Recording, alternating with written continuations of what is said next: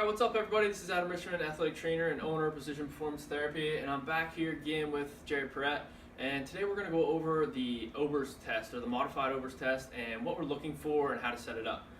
So the first thing we're going to do is have him in a sideline position. We would do this, obviously, this test on both sides, but today we're going to have him in right sideline, so we're going to be testing the top leg, which is the left leg. I'm going to have him in hook line, so I'm going to have him bring his knees towards his chest. We're in a 90-degree hip angle and a 90-degree knee angle. We want to make sure that everything's stacked up on top of each other, so his thighs are parallel to each other and matching. And then we're going to support his hip and pelvis here so that it's in a neutral position. We don't want him to hike up or down, which would influence our test.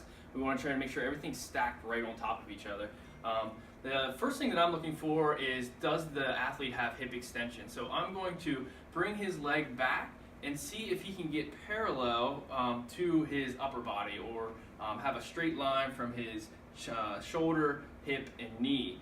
With Jared here, he gets a little bit of tension about right here before he starts to arch his low back.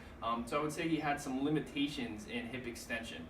If the hip extension was normal and I could get him back where I wanted him to, I would then test for the adduction part of the test, where I would let his knee try to drop down to the table. And as you can see, his knee doesn't really want to go.